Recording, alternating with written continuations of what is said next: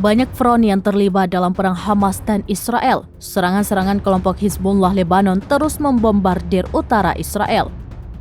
Pasukan pendudukan Israel dilaporkan mulai kewalahan menghadapi serangan yang tiada henti oleh pasukan Hizbullah dari front utara di perbatasan dengan Lebanon.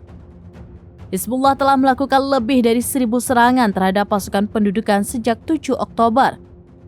Demikian disampaikan juru bicara internasional Tentara Pendudukan Israel, Letnan Kolonel Jonathan Conricus, sebagaimana dilaporkan American Wall Street Journal pada Kamis 21 Desember. Surat kabar tersebut mengindikasikan bahwa Hizbullah sedang berusaha mengamankan front kedua untuk mendukung sekutunya di selatan. Conricus menegaskan bahwa front utara sudah menyaksikan terus-menerus serangan Hizbullah. Namun Israel meremehkan front kedua yang sudah dibuka Hizbullah. Meski demikian, surat kabar tersebut menilai Israel harus memilih antara mencegah serangan Hizbullah atau menyerahkan wilayah perbatasan utara. Surat kabar juga menunjukkan bahwa kehidupan di wilayah Lebanon tetap berjalan normal. Sementara pemukiman Israel ditutup sejak meningkatnya perang lintas batas.